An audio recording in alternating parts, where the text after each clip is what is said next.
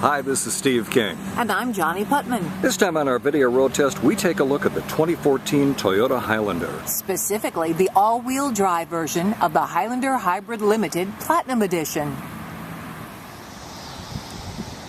If we're keeping it apples to apples and you want to take a look at an updated 2014 hybrid SUV, you might also want to check out the Dodge Durango and the Nissan Pathfinder.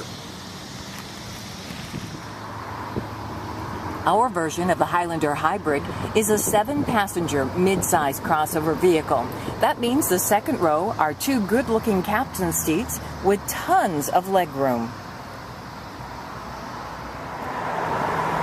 If you're sitting in the front of the Highlander, you'll be impressed with the beautiful design and the gorgeous leather. However, when it comes to actual functionality, even with all of the power adjustments, neither of us could find a comfortable seating position.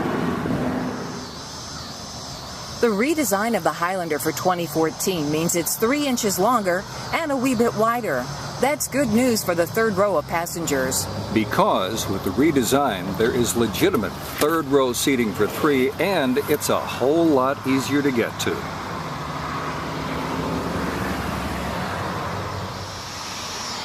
If you're taking a family of 7 on a vacation, you're going to find that you don't have a whole lot of storage room.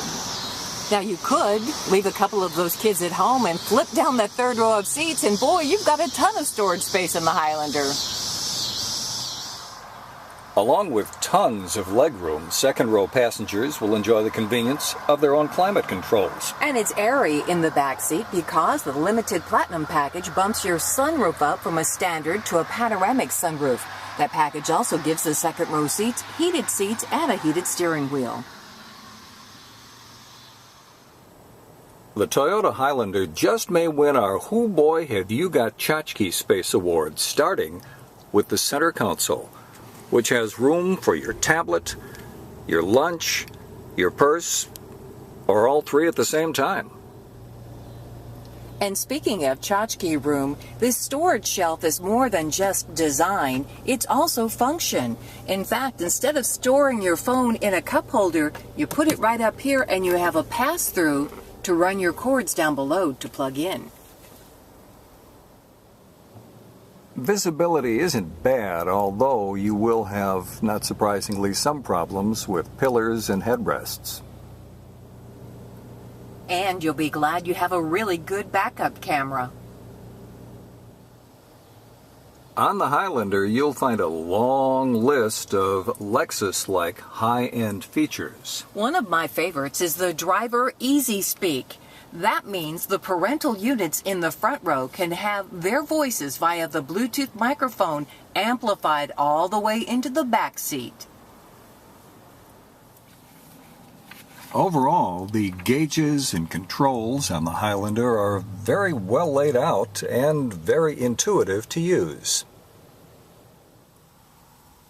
Starting the Highlander takes a little getting used to. See? It started already. It's so quiet, and then a few seconds later, you hear this whir. As a hybrid, it's a 3.5-liter V6 engine combined with 3 electric motors and a battery pack, giving you 280 horsepower.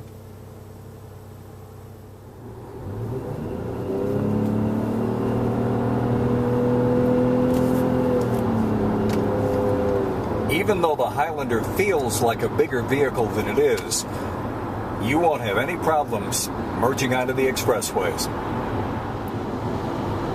In spite of the fact that we never really got comfortable in these seats, the ride itself is really quite nice, and it's very quiet inside the Highlander with very little wind or road noise.